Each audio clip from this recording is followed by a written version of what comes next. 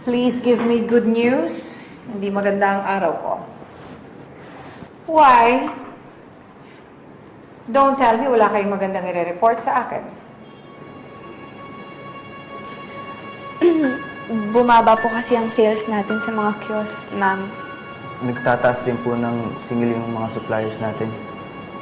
May machines din pong kailangan ng palitan. What? Ibig ba sabihin ito, sabay-sabay talaga nangyari ito lahat? OMG, nasasante yata tayo. Mukhang bumalik na si Rita Evelyn.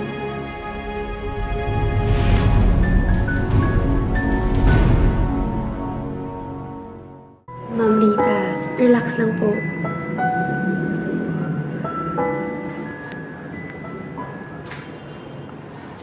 I'm sorry. Pasensya na kayo at napagtaasan ko kayo ng boses. Po? Pakiulit po ma'am, parang mali po yata kami ng dinig. I'm really sorry. Hindi ko dapat dinadala ang personal kong problema sa trabaho. Naaapektuhan tuloy yung disposition ko sa inyo. Sa 5 years kasi na nagtrabaho ako dito, never ko kayo na rin mag-sorry. Ma'am, may sakit po ba kayo? Kung may masakit man sa akin, yun ang puso ko. Miss na miss ko ng mga anak ko. Sila ang nagturo sa akin ng value ng humility and forgiveness.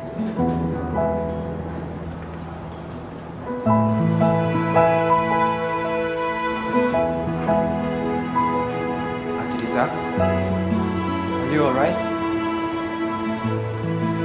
Edison, what are you doing? Pumunta lang ako dito para kunin ang back pay ko. Bakit ka umiyak, Ate Rita? What's the matter? Huwag mo akong pansinin. Wala lang ito. Ate Rita, come on. You can tell me. Magpinsan tayo, di ba?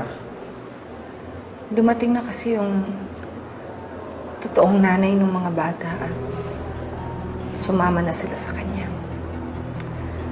At pagdating ng tatay ni Girlie, kukurin niya rin sa akin si Girlie.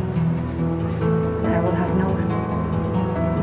I just feel so alone and empty. Ate Rita, you're not alone.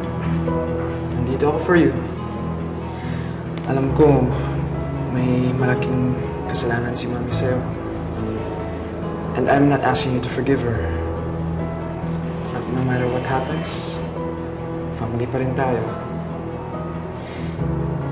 If you need a shoulder to cry on, Ate Rita, I'm here for you. Thank you, Edison. You've always been really nice to me. Sinusuklian ko lang mga magagandang bagay na ginawa niyo para sa akin, ate. By the way, kamusta na nga pala ang pamilya mo? What's the problem? Come on, tell me. We're cousins, di ba? Come on.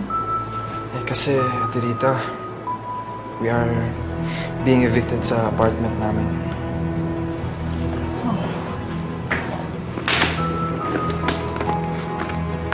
Ate Rita, please don't. Wag na, okay na. May pera pa naman ako dito. No, Edison. It's okay. Ate, please, okay na. No. Hindi enough yan. It's okay.